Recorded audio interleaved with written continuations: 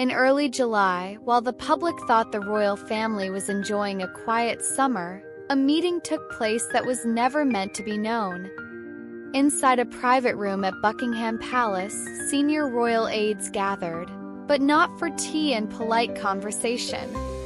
This was a crisis meeting, a summit, and the main topic was dangerous: Prince Harry. Some sources claim the king was being urged to find peace with his son. But the real question is, was it a gentle suggestion? Or was the monarch being cornered into it? The air in that room was tense. No cameras, no notes, no official record. Just a table, a jug of water, and a plan that could change the future of the monarchy. One aide allegedly began with a single chilling sentence: "If we don't act now, the monarchy will bleed in silence." Controversial question. Is the monarchy's survival really worth forcing the king to embrace someone who has attacked it publicly? Like, share, and subscribe before we continue the untold royal story.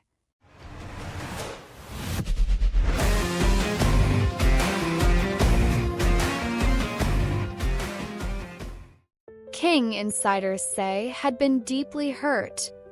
The interviews, the book, the accusations, all from his own son. He had drawn a clear line. Harry made his choices. Actions had consequences. But the aides saw things differently. They feared public opinion was tilting. Sympathy for Harry and Meghan was growing again overseas, especially after their charity work and recent appearances. In America, they were starting to look like the modern royals the monarchy was too old-fashioned to produce. This wasn't just about family. It was about image. And in royal politics, image means survival.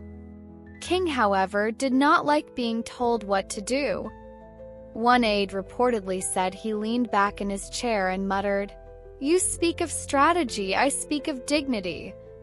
Controversial question.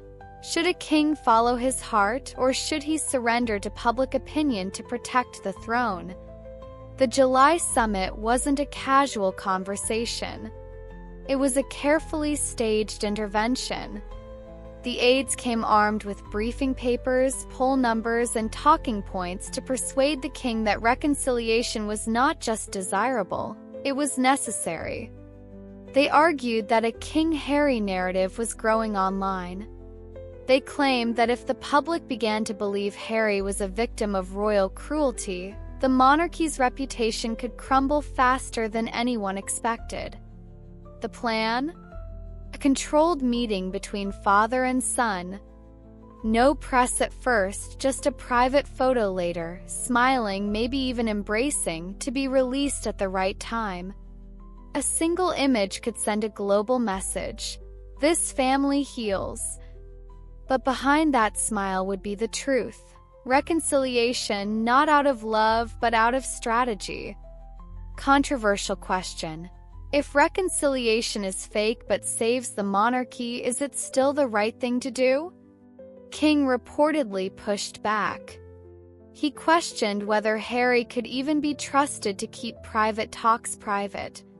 He feared that every word, every sigh would end up in another documentary or memoir.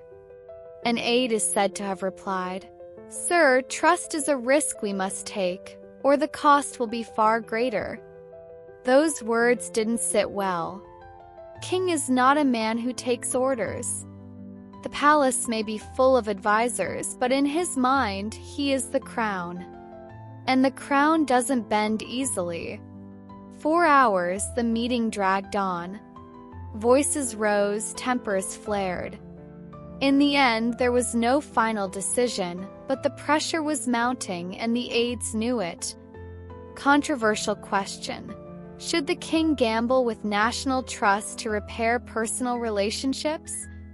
Even when he's thousands of miles away, Harry haunts the palace.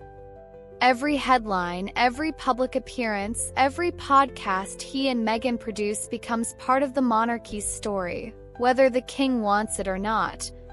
In July, as the aides debated, Harry was reportedly in California planning new projects. Some speculated he knew about the summit. Others believe he had no idea the palace was discussing him at all. The truth is, Harry's name still sells newspapers. And for the monarchy, that is both a blessing and a curse. To ignore him is to risk looking cold.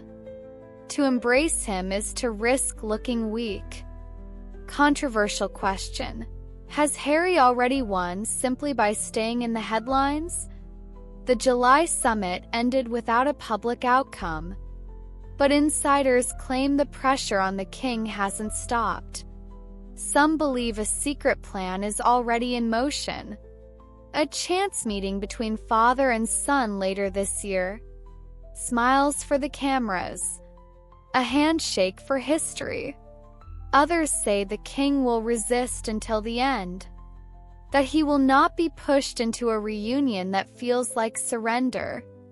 And so we are left with one question, the one that will shape the monarchy's image for years to come. Final controversial question. If the king meets Harry, will it be a moment of healing, or the clearest sign yet that even the crown bows to public pressure?